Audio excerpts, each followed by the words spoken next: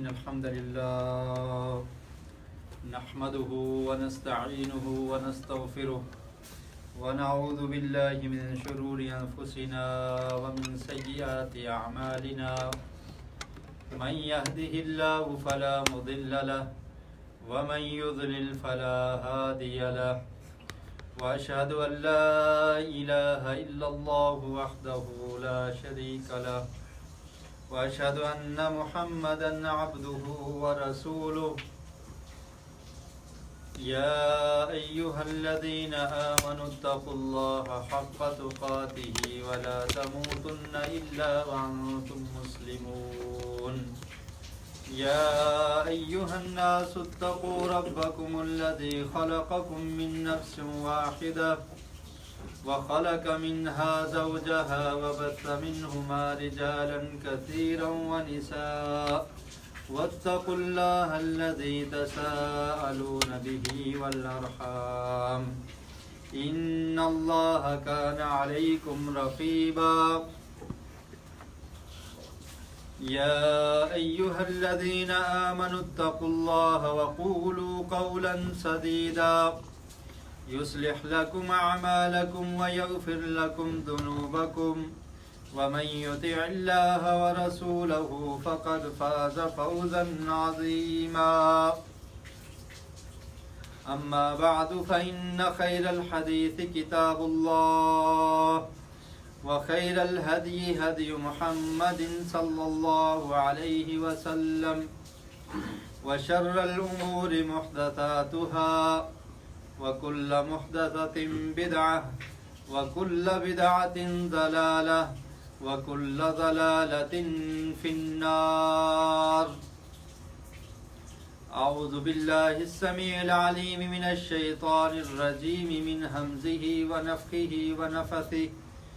بسم الله الرحمن الرحيم قد أفلح المؤمنون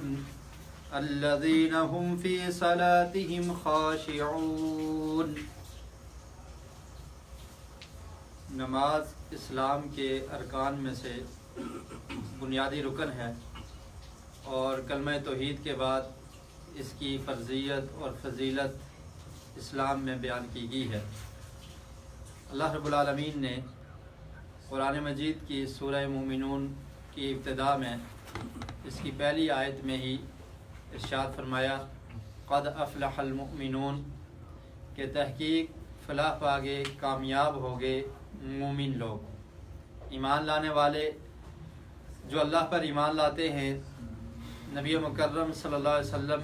کی رسالت، نبوت اور ختم الرسل ہونے پر یقین رکھتے ہیں، فرمایا ایسے مومنین کامیاب ہوگے۔ قد کا لفظ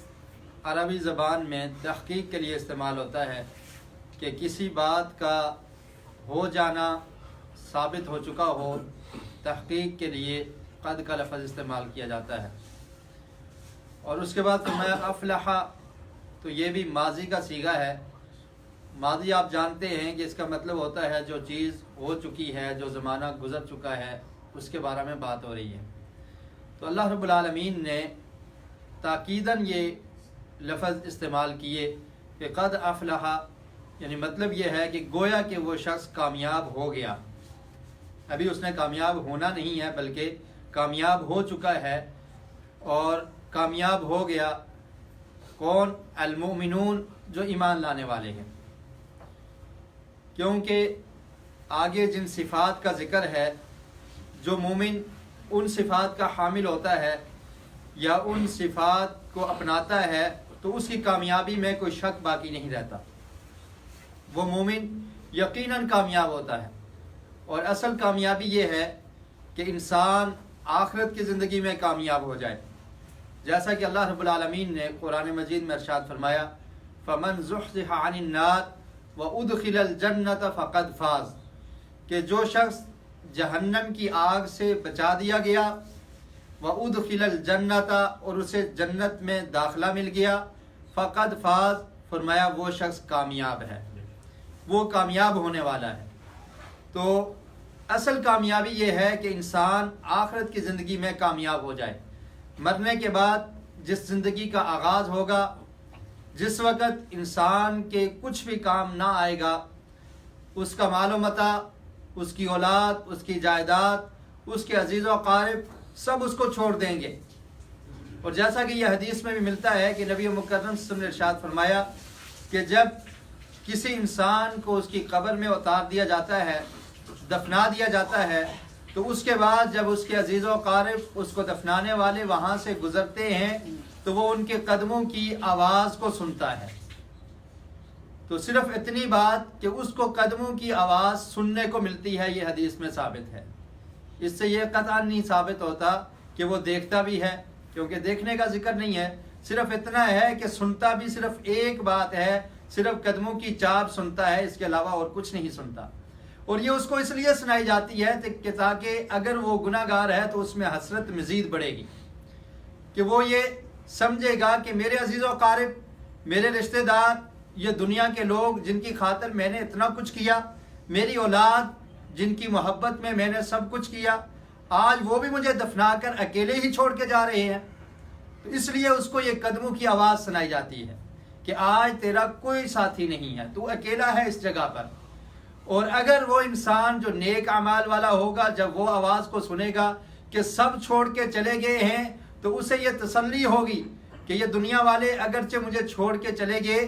لیکن میرے پاس اعمال موجود ہیں، میں نے دنیا میں جو کام کیے تھے وہ میرے پاس موجود ہیں، میرے پاس ایک خزانہ موجود ہے جو خزانہ میری قبر کو روشن کر دے گا، جس خزانے کی وجہ سے، جن اعمال کی وجہ سے میں یہاں پر پریشان نہیں ہوں گا اور قبر کو کشادہ کر دیا جائے گا۔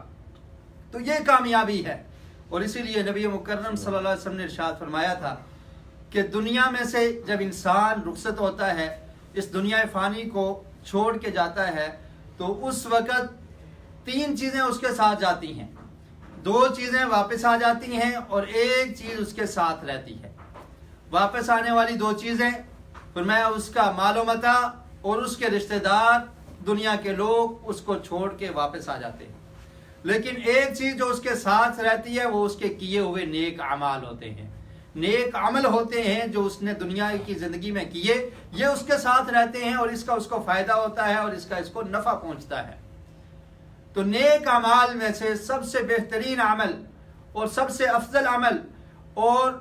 سب سے اعلیٰ عمل اور سب سے پہلے مسلمان پر جو چیز فرض ہوتی ہے وہ نماز ہے۔ اور پھر نماز کو خشوع اور خضوع کے ساتھ پڑھنا، اس کو تسلی کے ساتھ پڑھنا، وقت پر ادا کرنا، نبی مکرم صلی اللہ علیہ وسلم کے طریقہ کے مطابق، آپ کے سنت کے مطابق پڑھنا یہ ضروری ہے۔ اور اللہ رب العالمین نے یہاں پر کامیاب مومنین کا تذکرہ کرتے ہوئے جو ان کی پہلی صفت بیان کی ہے، قد افلح المؤمنون، کہ کامیاب ہو گئے وہ لوگ، کون سے؟ الذین هم فی صلاتہم خاشعون، کہ جو اپنی نماز میں خشوع اور خضوع اختیار کرتے ہیں، جو اپنی نماز کو عاجزی اور انکساری کے ساتھ پڑھتے ہیں، جو نماز میں بلا وجہ حرکت نہیں کرتے، وہ جب اللہ کے سامنے کھڑے ہوتے ہیں ان کے دل دہل جاتے ہیں، دل میں خوف آ جاتا ہے، اللہ کا ڈر آ جاتا ہے، اور وہ یہ سمجھتے ہیں کہ ہم رب العالمین کے سامنے کھڑے ہیں، جو ہمارا خالق اور پوری کائنات کا مالک ہے، اس کے سامنے ہم حاضر ہیں، اس کے در پہ کھڑے ہیں۔ تو اس طرح خشوع اور خضوع کے ساتھ نماز ادا کرتے ہیں۔ اللہ تعالیٰ نے فرمایا قد افلح المؤمنون، ایسے مومن کامیاب ہو گئے، الذین هم فی صلاتہم خاشعون، کہ جو اپنی نمازوں میں خشوع اور خضوع اختیار کرتے ہیں، نماز کو عاجزی اور انکساری کے ساتھ پڑھتے ہیں۔ یہاں پر کامیاب لوگوں کا تذکرہ ہو رہا ہے، مومنین میں سے کامیاب اور کامران آدمی کا تذکرہ ہو رہا ہے۔ ذرا دیکھیے اللہ تعالیٰ نے ان لوگوں کا تذکرہ کیا کہ جو نماز میں عاجزی، انکساری، سکون، اطمینان اور خشوع اور خضوع کے ساتھ ادا کرتے ہیں۔ لیکن جو مومن نماز پڑھتا ہی نہیں، جو نماز کے قریب ہی نہیں، اس کا کیا حال ہوگا؟ اور نماز میں عاجزی کرنا، نماز میں انکساری، نماز میں خشوع اور خضوع کا خیال رکھنا، یہ ایک ضروری عمل ہے۔ نبی مکرم صلی اللہ علیہ وسلم کا ارشاد ہے، نماز میں بلا وجہ ادھر دیکھنا، کبھی کسی طرف دیکھنا، آنکھوں سے کچھ چیزوں کو دیکھتے رہنا، یہ قطعاً درست نہیں ہے، بلکہ نماز میں آسمان کی طرف اٹھانا، نظر کو اٹھانا، یہ بھی درست نہیں ہے۔ صحیح بخاری میں حدیث ہے حدیث کا نمبر ہے 750. حضرت انس رضی اللہ تعالیٰ عنہ روایت کرتے ہیں قال النبی صلی اللہ علیہ وسلم کہ نبی مکرم صلی اللہ علیہ وسلم نے ارشاد فرمایا ما بال اقوام يرفعون ابصارهم الى السماء في صلاتهم. فرمایا کیا ہو گیا ان لوگوں کو کہ جو نماز کی حالت میں اپنی نگاہ کو آسمان کی طرف اٹھاتے ہیں, اوپر دیکھتے ہیں, ان کو کیا ہو گیا. اور پھر حضرت انس فرماتے ہیں فاشتد قوله في ذلك, نبی مکرم صلی اللہ علیہ وسلم نے بڑی سختی سے نوٹس لیا اور سخت الفاظ کہے کہ وہ لوگ, ان کو کیا ہو گیا ہے کہ نماز کی حالت میں وہ اپنی نظر کو آسمان کی طرف اٹھاتے ہیں, آسمان کی طرف دیکھتے رہتے ہیں. حتی قال لینتہن عن ذلك او لتختفن ابصارهم, فرمایا کہ ان لوگوں کو چاہیے کہ وہ باز آ جائیں ایسی حرکت سے, نماز میں آسمان کی طرف دیکھنا, اس سے باز آ جائیں. کہیں مجھے یہ خطرہ ہے لتختفن ابصارهم کہ کہیں ان کی آنکھیں اچک نہ لی جائیں, کہ وہ آسمان کی طرف دیکھ رہے ہیں, اللہ تعالیٰ ان کی آنکھوں کی بینائی کو ختم کر دے, ان کی آنکھوں کو اچک لے کہ نماز اللہ کے سامنے کھڑے ہیں اور ان کی توجہ پوری نہیں یا ان کی نظر کسی اور طرف جا رہی ہے. اور احادیث سے یہ ثابت ہے کہ نماز کی حالت میں انسان کی جو نظر ہے وہ سجدے والی جگہ پر ہونی چاہیے. اور اسی طرح حضرت عائشہ رضی اللہ تعالیٰ عنہ بیان کرتی ہیں, انہوں نے نبی مکرم صلی اللہ علیہ وسلم سے سوال کیا سألت رسول اللہ صلی اللہ علیہ وسلم عن الالتفات فی الصلاۃ, کہ نماز میں ادھر ادھر جھانکنا, اس کے بارے میں عرض کیجئے. پیارے رسول صلی اللہ علیہ وسلم سے دریافت کیا, آقا علیہ السلام نے فرمایا, اس حدیث کا نمبر 751 صحیح بخاری میں ہے, فرمایا اختلاس یختلسہ الشیطان, کہ یہ ایک ایسی چوری ہے جس کو شیطان چوری کرتا ہے من صلاۃ العبد, انسان کی نماز سے, کہ انسان کی نماز سے کسی چیز کو اچک لینا, اس کی جو نظر ہے اس کو اچک لینا, اس کی توجہ کو ہٹا دینا, یہ ایک چوری ہے جو شیطان کرتا ہے اس کی نماز کو خراب کرنے کے لیے, کہ اس کی نظر ادھر ادھر گھومتی رہتی ہے. یہ شیطان انسان کی نماز سے چوری کرتا ہے. اس لیے نماز میں پوری توجہ اور پورے اطمینان کے ساتھ اور اسی طرح پوری توجہ اور انہماک کے ساتھ اللہ کے سامنے کھڑے ہو کر اللہ کی عبادت کرنی چاہیے. حضرت ابو ہریرہ رضی اللہ تعالیٰ عنہ بیان کرتے ہیں, مسند احمد میں روایت ہے, فرمایا نہا عن ثلاث, فرمایا نبی مکرم صلی اللہ علیہ وسلم نے مجھے 3 چیزوں سے منع کیا. پہلی چیز ان نکرت کا نکرت الدیک, فرمایا نماز میں 3 چیزوں سے بعد آ جاؤ, 3 کام نماز میں تم نے نہیں کرنے. کون سے 3 کام ہیں؟ پہلی چیز نہا ان نکرت کا نکرت الدیک, کہ نماز میں ایسے ٹھونگے نہیں مارنے جیسے مرغا ٹھونگے مارتا ہے. کا نکرت الدیک, دجاج عربی میں مرغی کو کہتے ہیں اور دیک مرغا اس کو کہا جاتا ہے. فرمایا کا نکرت الدیک, آپ نے دیکھا ہوگا کہ نماز جب مرغا اپنی خوراک کو حاصل کرتا ہے زمین پہ اپنی چونچ کو مارتا ہے اور اس طرح ٹھونگے مارتا ہے, تو آقا علیہ السلام نے فرمایا کہ اس طرح نماز میں نہیں کرنا کہ نہ رکوع کا پتہ نہ سجدے کا پتہ, ایک سجدہ کیا فوری دوسرا سجدہ, سجدے سے اٹھے پھر سجدہ کر لیا, اور درمیان میں کیا پڑھنا ہے بہت سپیڈ کے ساتھ, بہت تیزی کے ساتھ, کہ نماز سے فارغ ہو جاؤں میری گاڑی نہ چھوٹ جائے, نماز سے فارغ ہو جاؤں میرے دنیا کے کام کاج وہ نہ چھوٹ جائیں. اور دنیا کی پڑی ہوئی ہے اور یہ نہیں پتا کہ ہم کس کے سامنے کھڑے ہیں, جو دنیا کا مالک ہے, جو تیرا رازق ہے, جو تیرا خالق ہے, جو تجھے سب کچھ عطا کرنے والا ہے, جو روزی دینے والا ہے, جو عزت اور ذلت کا مالک ہے, جو تیرے تمام کاموں کو سمیٹنے والا ہے اور تمام کاموں کو آسان کرنے والا ہے, اس کے در سے جانے کی جلدی ہے. اور انسان نماز میں ٹھونگے مارتا ہے, جلد سے جلد نماز پڑھنے کی کوشش کرتا ہے. آقا علیہ السلام نے فرمایا کہ پیارے رسول نے مجھے اس چیز سے روکا کہ کنکرت الدیک, جس طرح مرغا ٹھونگے مارتا ہے اس طرح نماز کے ساتھ تم نے نہیں کرنا, نماز کو ایسے ضائع نہیں کرنا. اور پھر دوسری چیز اس سے منع کیا گیا وَإِقْعَائِكَ إِقْعَاءِ الْقَلْبِ, اور فرمایا کہ جس طرح کتا بیٹھتا ہے ایسے تم نے نماز کی حالت میں نہیں بیٹھنا. دیکھیے نبی مکرم صلی اللہ علیہ وسلم نے کیسے واضح ارشاد فرمایا اور کس طرح صحابہ کرام کو سمجھایا. اور تیسری چیز وَإِلْتِفَاتٍ كَإِلْتِفَاتِ الثَّعْلَبِ, جس طرح لومڑی ادھر ادھر جانگتی ہے, ایک طرف اس کی نگاہ نہیں رہتی, کبھی ادھر دیکھتی ہے کبھی ادھر دیکھتی ہے. फोक्स, लोमड़ी, असालब इसको अरबी में कहा जाता है। फरमाया जिस तरह वो झांकती है इस तरह तुमने नमाज की हालत में झांकना नहीं है, बल्कि पूरे सुकून और इत्मीनान के साथ, खुशू और खुजू के साथ नमाज अदा करनी है। और फिर वो इंसान जो खुशू और खुजू के साथ नमाज पढ़ता है, सुकून और इत्मीनान के साथ नमाज पढ़ता है, दिल जमी के साथ नमाज पढ़ता है, उसके बारे में सही मुस्लिम में हदीस है। हदीस का नंबर है 228। नबी मुकर्रम सल्लल्लाहु अलैहि वसल्लम का इरशाद, हज़रत उस्मान रज़ी अल्लाह तआला अन्हु, उस्मान बिन अफ़्फ़ान ज़ुन्नुरैन खलीफा राशिद रज़ी अल्लाह तआला अन्हु, वो कहते हैं समीअतु रसूलल्लाह सल्लल्लाहु अलैहि वसल्लम, कि मैंने नबी मुकर्रम सल्लल्लाहु अलैहि वसल्लम का यह फरमान सुना, मा मिन इम्रिइन मुस्लिमिन तहज़ुरुहु सलातुन मक्तूबतुन फयुहसिनु वुज़ूअहा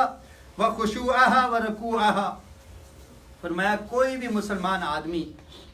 जो नमाज के लिए हाजिर होता है, फयुहसिनु वुज़ूअहा, वुज़ू को अच्छे तरीके से करता है, अच्छी तरह वुज़ू करता है, व खुशूअहा, और फिर उसके बाद फर्जी नमाज के लिए आता है, अच्छी तरह वुज़ू करता है, खुशू और खुजू के साथ नमाज अदा करता है, व रकूअहा, और इसके रकू का भी ख्याल रखता है, यानी पूरे इत्मीनान के साथ, दिल जमी के साथ नमाज के लिए हाजिर होता है और खुशू और खुजू का ख्याल रखता है। अक्सर हमारी ये चाहत होती है कि नमाज के टाइम में उस वक़्त पहुंचा जाए जब बिल्कुल जमात खड़ी हो। नमाज से पहले सुनते पढ़ना, नवाफिल पढ़ना, इनकी एक ख़ास फजीलत और एक फ़ायदा है। फ़ायदा यह है कि इंसान जब ज़ोहर से पहले वो रातिब सुनते जो नबी मुकर्रम सल्लल्लाहु अलैहि वसल्लम ने बताई हैं उनको पढ़ लेता है तो फ़र्ज़ नमाज के लिए उसका दिल तैयार हो जाता है, वो तैयारी के साथ फ़र्ज़ी नमाज के लिए खड़ा होता है। और इसी तरह जब फ़र्ज़ नमाज अदा करने के बाद जो सुनतें पढ़ी जाती हैं, तो अगर कोई कमी रह जाती है तो वो बाद वाली सुनतें और नवाफिल वो उस फ़र्ज़ की कमी को दूर कर देते हैं। लेकिन जो इंसान दुनियावी खेल तमाशे से बाहर से ऐन उसी टाइम पहुंचता है, अपनी दुकान को उसी वक्त बंद करके आता है कि जब इमाम साहब अल्लाहु अकबर कह चुके होते हैं, तकबीर उला का सवाब उससे जाता रहता है, सफ़े उला का सवाब उससे चला जाता है, और फिर उसकी तवज्जो भी नमाज में उस तरह से नहीं रह सकती क्योंकि उसने एडवांस कोई तैयारी नहीं की, उसने अपने आप को तैयार नहीं किया अल्लाह के सामने खड़े होने के लिए, जमात से मिलने के लिए और फ़र्ज़ नमाज अदा करने के लिए उसने तैयारी नहीं की होती, जिसकी वजह से उसकी तवज्जो मुकम्मल नमाज के लिए नहीं रहती। इसीलिए नबी मुकर्रम ने इरशाद फरमाया कि वह आदमी जो तैयारी के साथ तैयारी करता है, नमाज फर्जी नमाज के लिए आता है, फयुहसिना वुज़ूअहु वुज़ूअहा, वुज़ू अच्छे तरह से करता है और उसके बाद खुशू के साथ नमाज पढ़ता है और रुकू का भी ख्याल रखता है, तो आका अलैहिस्सलाम ने फरमाया कि उसे क्या मिलता है, इल्ला कानत कफ़ारतुन लिमा क़ब्लहा मिनज़्ज़ुनूब, कि इससे पहले जो उसके गुनाह होते हैं अल्लाह ताला उनको माफ़ कर देते हैं। एक नमाज के लिए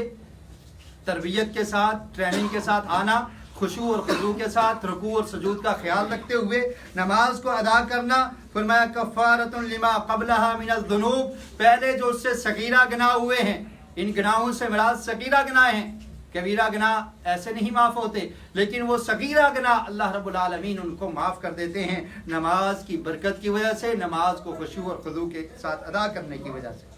मा लम युअता कबीरतन वज़ालिका दहर कुल्लहु, फरमाया कि जब तक वो इंसान कबीरा गुनाह नहीं करता तो उसके सगीरा गुनाह नमाज के एहतमाम की वजह से, नमाज को अच्छे तरीके के साथ अदा करने की वजह से अल्लाह ताला इसको माफ़ कर देते हैं। और फिर नबी मुकर्रम सल्लल्लाहु अलैहि वसल्लम ने इरशाद फरमाया कि नमाज को कैसे पढ़ना है, फरमाया सल्ली सलात मुवद्दाइन कअन्नका तरा फ़इन कुन्ता ला तराहु फ़इन्नहु यराक, और इसे एहसान भी कहा जाता है। जिब्रील अमीन नबी मुकर्रम सल्लल्लाहु अलैहि वसल्लम की खिदमत में एक दफ़ा हाजिर हुए और आकर दो जानू होकर बैठ के, जिस तरह स्टूडेंट अपने उस्ताद के सामने बैठता है इस तरह आजिज़ी के साथ बैठ जाते हैं। भाई थोड़ा आगे आगे आ जाए, पीछे जो लोग हैं उनको सुनतों की जगह मिल जाएगी, जज़ाकुमुल्लाह।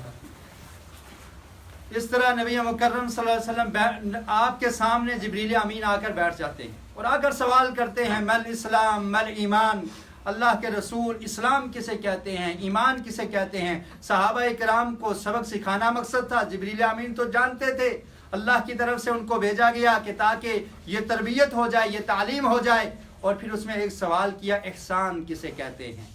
اللہ کے رسول صلی اللہ علیہ وسلم نے ارشاد فرمایا ان تعبد اللہ کأنک ترا، کہ تو اللہ کی عبادت ایسے کرے گویا کہ تو اللہ کو دیکھ رہا ہے۔ یہ احسان ہے کہ انسان جب اپنے مالک کو، اپنے خالق کو، اپنے رب کو اس کے ذہن میں یہ ہو کہ میں اللہ کو دیکھ رہا ہوں تو وہ کیسے عبادت کرے گا۔ اور پھر فرمایا کہ اگر یہ گمان تو نہیں کر سکتا تو کم از کم یہ سوچ لے فَهُوَ يَرَاكَ، کہ وہ تجھے دیکھ رہا ہے۔ اور یہ ایک چھوٹا سا جملہ ہے، جو انسان اس کو اپنے سینے میں جگہ دے دے، اس کو اپنے ذہن میں بٹھا لے کہ وہ اللہ مجھے دیکھ رہا ہے، اس کی زندگی بدل سکتی ہے، اس کی روٹین بدل سکتی ہے، وہ اللہ کی عبادت کر سکتا ہے، وہ اللہ کی نافرمانی سے بچ سکتا ہے۔ صرف ایک چھوٹا سا سبق ہے، وَهُوَ يَرَاكَ، کہ اللہ تعالیٰ دیکھ رہا ہے۔ انسان اگر کمرے میں کوئی غلط کام کرے گا، اس کے ذہن میں یہ چیز ہونی چاہیے کہ وہ میرا خالق، وہ میرا مالک، وہ رب العالمین میری حرکت سے واقف ہے، مجھے دیکھ رہا ہے۔ اگر موبائل کو استعمال کرتے ہوئے کوئی نہیں دیکھ رہا، انگلیوں سے جو ٹچ کیا جاتا ہے، انسان سوچتا ہے کہ شاید میں اکیلا دیکھ رہا ہوں، میرے سامنے موبائل ہے اور میں اس کو دیکھ رہا ہوں، اپنے ذہن میں اس وقت یہ بات لائیے ان اللہ بصیر، کہ اللہ تعالیٰ دیکھنے والا ہے، ہوا یراک، وہ تجھے دیکھ رہا ہے۔ دنیا کی آنکھ سے تو اوجل ہے لیکن اللہ رب العالمین سے اوجل نہیں ہو سکتا۔ سمندر کی گہرائی میں چلا جا، آسمان کی ہواؤں میں اڑ جا، دنیا کے کسی کونے پہ، کسی نکڑ پہ، زمین کے تہہ خانے میں چلے جاؤ، اللہ کی نظر سے اوجل نہیں ہو سکتے۔ آج انسان کے دل میں یہ خوف ہوتا ہے، شاپنگ مالز میں جب لکھا ہوتا ہے کیمرے کی نگاہ آپ کو دیکھ رہی ہے، انسان بچتا ہے، احتیاط کرتا ہے کہ میں کسی چیز کو خراب نہ کروں، کوئی چیز اٹھا کر اپنی جیب میں نہ ڈالوں۔ لیکن مسلمان کا ذہن یہ ہونا چاہیے کہ وہ رب العالمین، ان چیزوں کا خالق اور مالک، وہ مجھے دیکھ رہا ہے، اور اس نے مجھے جس کام سے منع کیا ہے میں اس سے اگر باز نہیں آتا تو میرے دل میں اللہ کی وہ عظمت، وہ اللہ تعالیٰ کی توقیر اور اللہ رب العالمین کی جلالت اور اللہ تعالیٰ کی عظمت میرے دل میں ابھی تک بیٹھی نہیں ہے۔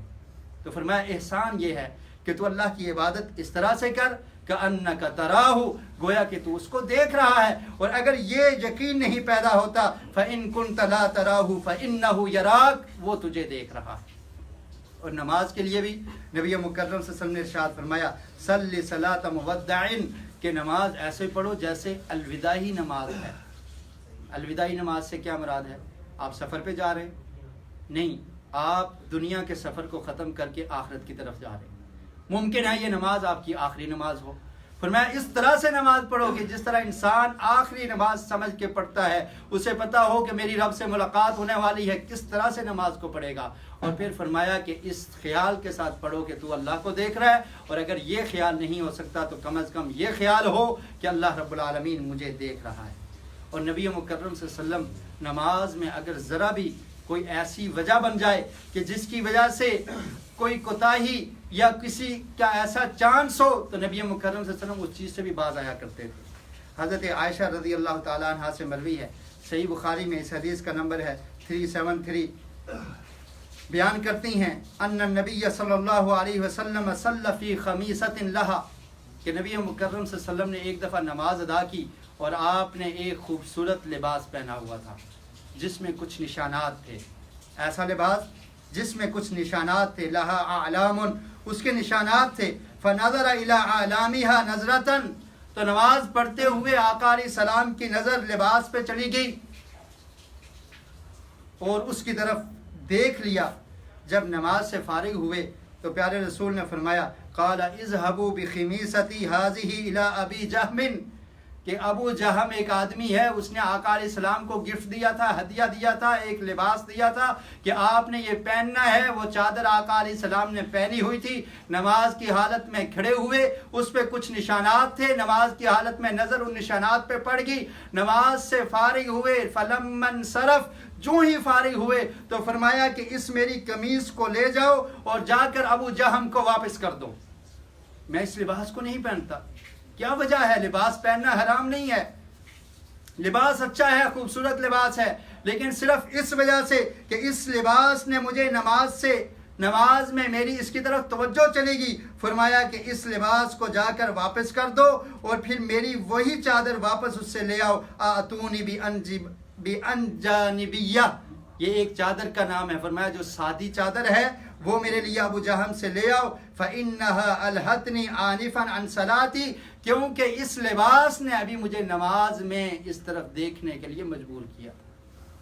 صرف نماز میں ذرا سی کیفیت یہ تبدیل ہوئی، آقا علیہ السلام نے فوری اس لباس کو واپس کر دیا. یہ نماز کی اہمیت ہے، یہ نماز کی فضیلت ہے. اس طرح سے نماز ادا کرنی ہے. یہ نہیں کہ انسان نماز پڑھتے ہوئے اس کا ذہن کسی اور جگہ پہ ہو، سوچ کسی اور جگہ پہ ہو، تجارت کے پیسے کا حساب و کتاب کر رہا ہو اور پتہ نہیں کتنی رکعتیں پڑھنی ہیں، رکوع میں کیا پڑھا ہے، سجدے میں کیا پڑھا ہے، اور اسی طرح سے نماز ہو رہی ہے. تو پھر اس نماز کا کیا فائدہ ملے گا؟ انسان کے جسم پہ اس کا کیا اثر ہوگا؟ اور اللہ کی عبادت کا لطف اسے کیسے مل سکے گا؟ اسے وہ مٹھاس حاصل نہیں ہوگی، کیونکہ ہماری نماز میں وہ خشوع اور خضوع نہیں ہے. آقا علیہ السلام کی نظر پڑتی ہے، فرمایا اس کو واپس کر دو اور مجھے وہی لباس واپس دے دیا جائے جو نشانات کے بغیر ہیں.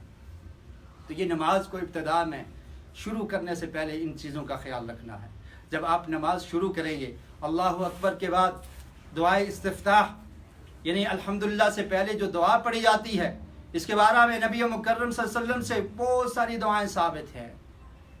اور اتنی دعائیں ثابت ہیں کہ کبھی آقا علیہ السلام نفلی نماز میں کون سی دعا پڑھتے تھے؟ انی وجہت وجہی للذی، یہ دعا پڑھ لیا کرتے تھے. کبھی آپ اللہم باعد بینی و بین خطایایا یہ پڑھتے، کبھی پڑھتے الحمدللہ حمدا کثیرا. بہت ساری دعائیں ثابت ہیں، لیکن وجہ یہ ہے کہ ہماری دینی امور کو جاننے کی توجہ نہیں ہوتی، ہم علم حاصل نہیں کرتے. صرف ایک ہی دعا ہم نے یاد کی ہوئی ہے اور اسی کو بار بار ریپیٹ کیا جا رہا ہے، اسی کو پڑھ رہے ہیں، اور وہ اس طرح سے یاد ہے جس طرح طوطے کو اپنی زبان یاد ہوتی ہے، اور اسی طرح ہم پڑھتے ہیں اور توجہ برقرار نہیں رہتی. نبی مکرم صلی اللہ علیہ وسلم سے جو دعا پڑھی جانی ہے، صحیح بخاری میں اس حدیث کا نمبر ہے 744 فرمایا حضرت ابو ہریرہ رضی اللہ تعالی عنہ روایت کرتے ہیں، کان الرسول صلی اللہ علیہ وسلم یسکت بین التکبیر و بین القراءہ، کہ آقا علیہ السلام جب نماز شروع کرتے، جماعت کرواتے تو الحمدللہ سے پہلے تھوڑی دیر خاموش رہتے. دیکھیے صحابہ کرام سوال کرنے میں کتنے آگے بڑھ کے سوال کیا کرتے تھے، کتنی ان کو جستجو ہوا کرتی تھی دین کو سیکھنے کے لیے. تو حضرت ابو ہریرہ کہتے ہیں کہ میں نے اللہ کے رسول سے پوچھا، فقلت بأبی و امی یا رسول اللہ. اور سوال کے آداب کا دیکھیے، ابو ہریرہ پوچھتے ہیں اللہ کے رسول آپ پہ میرے والدین قربان ہوں، آپ کے بأبی و امی، میری ماں اور میرا باپ آپ پہ قربان ہو. میں آپ سے ایک سوال کرنا چاہتا ہوں. سوال کیا ہے؟ اسکاتک بین التکبیر والقراءہ ما تقول. اللہ کے رسول جب آپ اللہ اکبر کہتے ہیں سورہ فاتحہ پڑھنے سے قبل آپ تھوڑی دیر خاموش رہتے ہیں، اس خاموشی میں آپ کیا پڑھتے ہیں مجھے بھی بتائیے. نبی مکرم صلی اللہ علیہ وسلم نے ارشاد فرمایا، قال اقول، میں یہ کہتا ہوں. اور سند کے اعتبار سے یہ حدیث بخاری میں ہے اور سب سے بہترین اس کی سند ہے، لیکن آج اکثر مسلمانوں کو یہ دعا یاد نہیں ہے. جمعہ کا مقصد تعلیم ہوتا ہے، جمعہ کا مقصد درس ہوتا ہے، اس سے آپ کچھ سیکھ کے جائیں. اگر صرف ایک دعا بھی آپ اس ہفتے میں یاد کر لیں تو ہم سمجھیں گے کہ آپ کا یہاں پر آنا اور میرا بیان کرنا اس کا کوئی فائدہ ہو جائے گا، ایک مقصد پورا ہو جائے گا. صرف یہ نہیں ہوتا کہ بات کو سنا اور اس کے بعد دوسرے کان سے نکال دیا. نبی مکرم صلی اللہ علیہ وسلم نے ارشاد فرمایا، قال اقول، میں یہ کہتا ہوں، اللہم باعد بینی و بین خطایایا، کہ اللہ تعالیٰ میرے درمیان اور میری خطا کے درمیان، میرے گناہوں کے درمیان ایک فاصلہ برپا کر دے،